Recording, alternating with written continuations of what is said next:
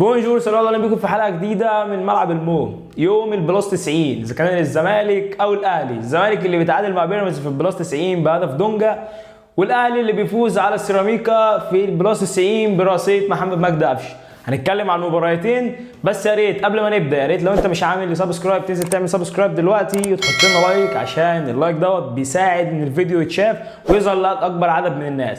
وتقول رايك عن الحلقه في كومنت في اخر الحلقه، واي لينك من اكونتات السوشيال ميديا الخاص بيا تلاقي اللينك بتاعها تحت في الديسكربشن.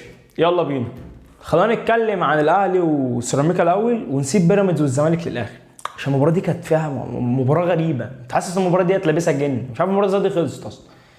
في البدايه كده الاهلي كسب تمام، بس انا كواحد اهلاوي وانت اكيد كاهلاوي وانت كاهلاوي مؤيدين في الراي ده متفقين عليه، محدش فينا راضي عن المكسب.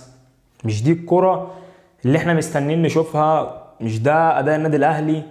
كولر اللي بقاله كذا ماتش في حاجه غريبه. يعني انت النهارده عايزين بقى نقولها بالعاميه كده، انت بتعك. انت النهارده بادئ بيرسي تاو راس حربه. انا ليه عامل العامله دي؟ انا في اول دقيقتين كنت شايف لا مركزيه، كنت بفكر طاهر هو اللي بيلعب راس حربه، بعد كده لقيت المستقر بيرسي تاو هو اللي راس حربه. انت ليه عامل كده؟ انت ليه بادئ الماتش خسران كارت؟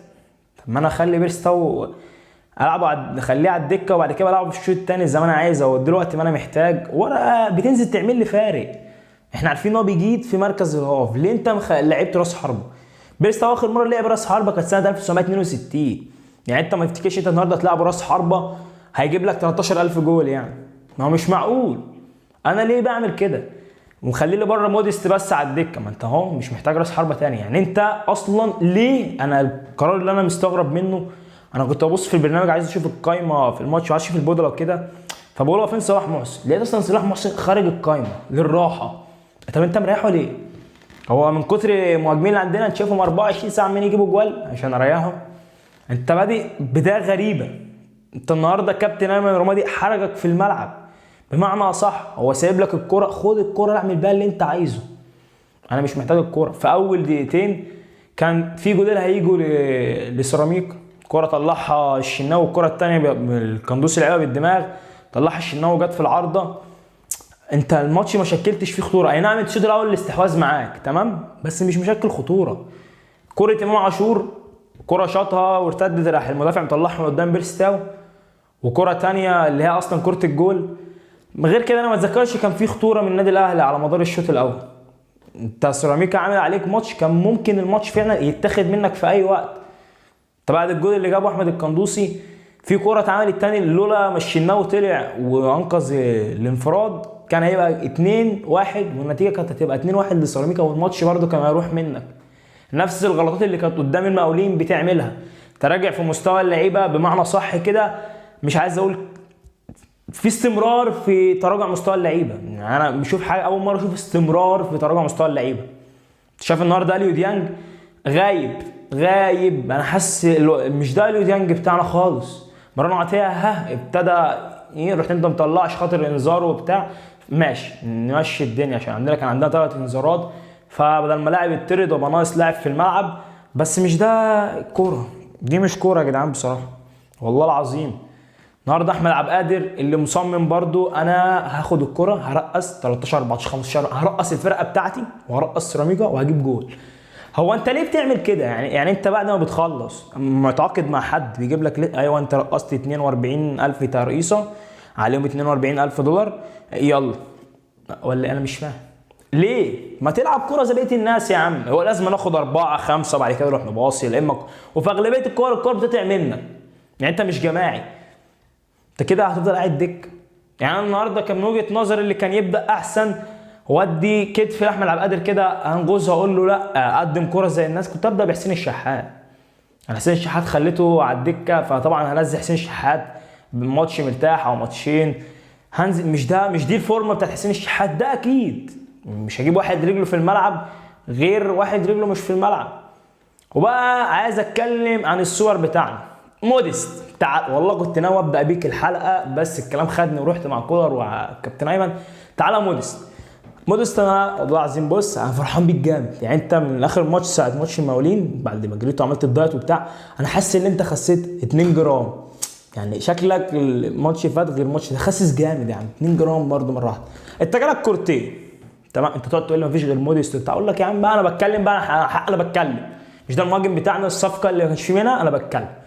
جالك كورتين، اول ما نزلت اول كوره اقسم بآيات الله انا ما عرفتش افسرها انت عملت فيها ايه.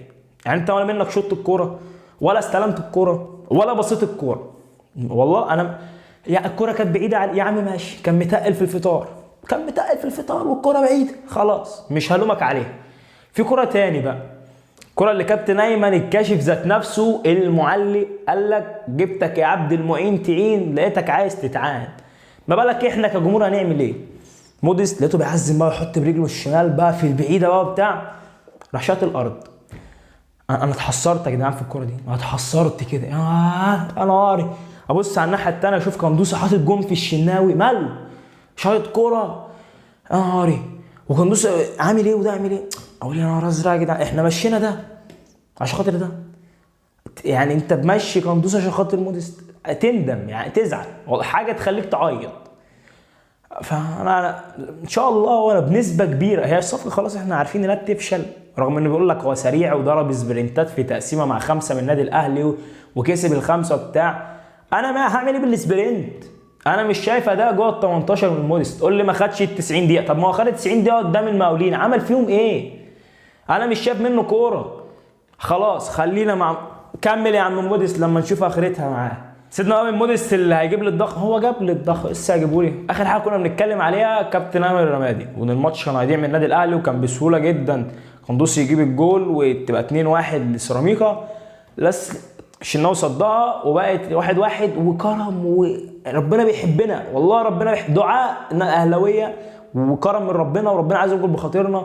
تحصل في الدقيقه حاجه 90 عرضيه من كريم فؤاد برجليه الشمال، عرضيه بسويرف ما كانتش محتاجه غير حد يوجهها، ووجهها اقصر لاعب في ارضيه الملعب كلها محمد مجدي قفشه، وجه الجول اللي جاب لك 3 بونت. خدنا 3 بونت واحنا مركز ثاني في الدوري، بس اداء احنا مش راضيين عنه.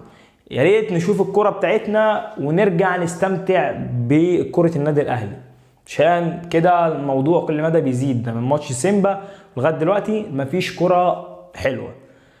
طولنا هنا في مباراه النادي الاهلي وسيراميكا، اسفين. يلا بقى نتكلم مع المباراه المجنونه، مباراه بيراميدز والزمالك. الزمالك وبيراميدز. الزمالك بقياده الكابتن معتمد جمال بعد ما مشوا اوسوريو اللي كان خارب الدنيا وكان جايبهم ورا، وبيراميدز بقياده باتشيكو.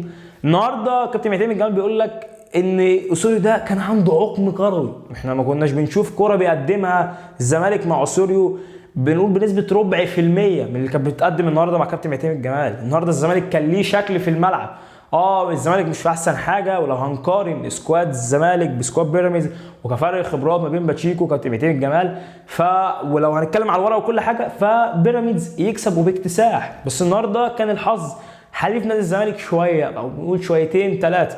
لو في حد من يعني احنا عارفين فيستو ماميلي دوت مهاجم جامد، هو اثبت ان هو جامد، بس لو الفينش بتاعه النهارده متقن، او في حد بيتقن الفينش اكتر احسن منه، او هو بيتقن الفينش بتاعه بنسبه 80%، كان هيبقى النتيجه غير كده.